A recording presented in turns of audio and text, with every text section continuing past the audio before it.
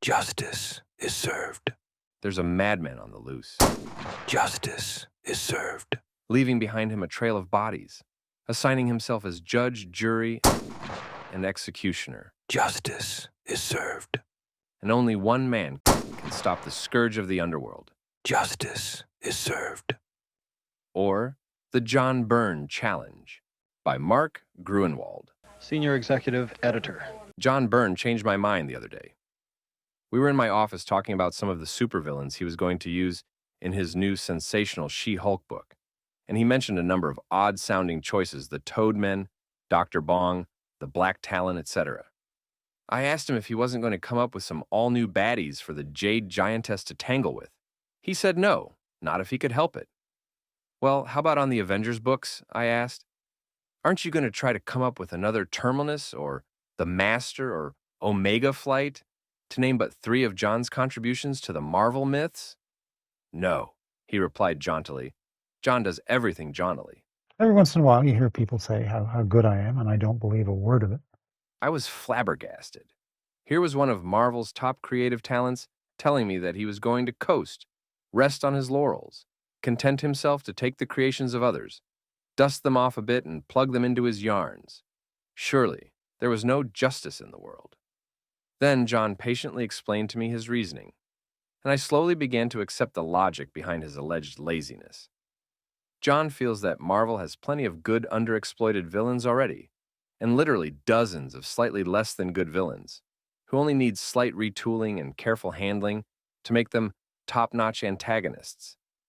That's what he intends to do with the books he's creatively directing. Take characters that readers and other writers have dismissed as lame and tired, and show them that they can amount to something, become contenders, justify their existence in the Marvel Universe.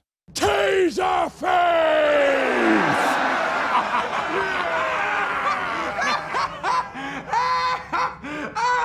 What was your second choice? Scrotum hat? I had to admit that I'd seen it done before. Bullseye had been a minor gimmick villain, until deft handling by Frank Miller put him in the winner's circle. Loki had become very wearisome and anemic before Walt Simonson revitalized him with bold new insights into his character. And think of what a schlep mastermind was before Chris Claremont and John Byrne made him the instigator for the original Dark Phoenix saga. John explained that in his view, many of today's villainous creations simply duplicated already existing characters in powers, motivation, or personality, if not all 3.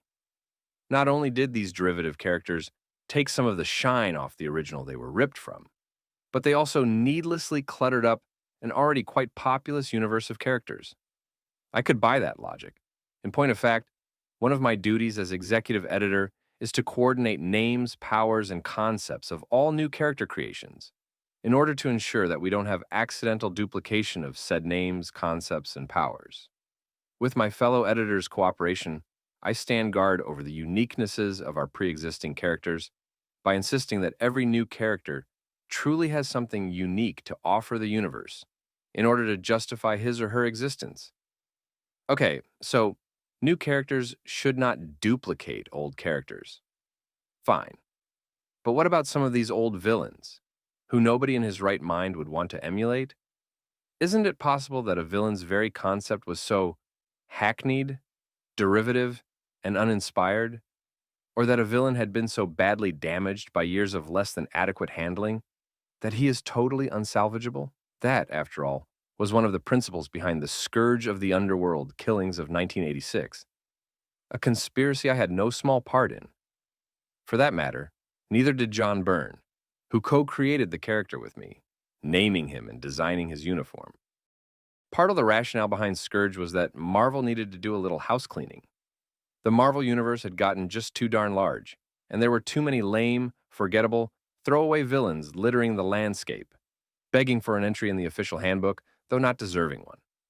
So Scourge, aided and abetted by a flock of willing writers, went slithering around, making dead meat out of 30 minor villains in no less than 10 different Marvel titles. Okay, so I admit, almost 2/3 of the assassinations were committed in books I wrote. Was I wrong in advocating that good housekeeping, if not justice, was served in such a manner? Yes, yes, I now think I was, thanks to that conversation with Mr. Byrne. Let it hereby be known that I, the undersigned, repent. I'm sorry I had any of those lame-os killed well, except for Turner D. Century, maybe. Those of you who rank my penchant for demises right up there with Thanos's, Simply snap my fingers. They would all cease to exist. I call that mercy. I apologize to you if I've taken any of your favorites away. Like Galactus, I promise to give to the universe more than I've taken. I know whereof you speak. And furthermore, I vow to never kill anyone I haven't created again. I am now a staunch advocate of accepting the Byrne challenge to take a virtually irredeemable character and make something out of him or her. I wonder, could it have been done with Commander Kraken, Mindwave, the Vamp, Steeplejack, or Shellahawk, all villains I had offed in the gruesome Captain America 320? Sure. And if I couldn't think of how, maybe some other writer could. But not anymore. I'd killed them, prevented them from going on to greater fame in the pages of She-Hulk. No more, I say. My bloodletting days are over. So, thanks to John, I've become a villain's right to lifer. But does that mean I'm going to shut down my character factory completely and deprive the world of such classic Gruenwald creations as Armadillo, Pound Cakes, and Boomslang? Nah, you're not that lucky. I do intend to introduce the new more sparingly, perhaps. I still believe, as I stated on the text page of Solo Avengers #1, that every Marvel hero deserves at least one arch-enemy all his or her own. And if Tigra doesn't have one, by gum, it should be the Tigra writer's job to get her one, preferably without raiding another hero's rogues gallery. But when it comes to the Byrne challenge of revitalizing pre-existing supervillains, how does one go about it? A cosmetic change, like a new uniform, is not necessarily the answer, though it did wonders in the Beetle and Boomerang's cases, both of whom are currently clad in Byrne-designed duds. To truly help a villain reach his or her full potential, a writer must examine what art is that distinguishes this villain from others of his or her ilk, and what it is that makes him or her tick. Then the writer must craft a tale where these things are explored. Perhaps there's the potential for greatness, or at least uniqueness, in every unsung villain who's ever taken up space on a page. You readers are the judges on whether a writer is doing his or her job with the villains he or she portrays. Every time you read a story, ask yourself, did this story enhance the villain's stature, provide us some keen new insight into his character, or present some interesting new facet to the character's life? Or did it trivialize him, mess up his continuity, duplicate some old story he appeared in, make you know less about him than you did before, and make you wish you never saw him again? Mark's remarks. Mark Gruenwald, rest in peace.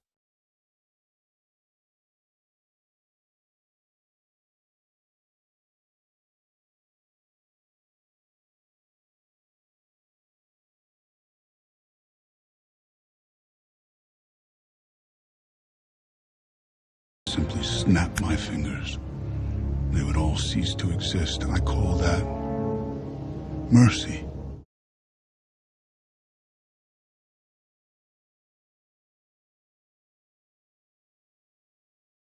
I know whereof you speak.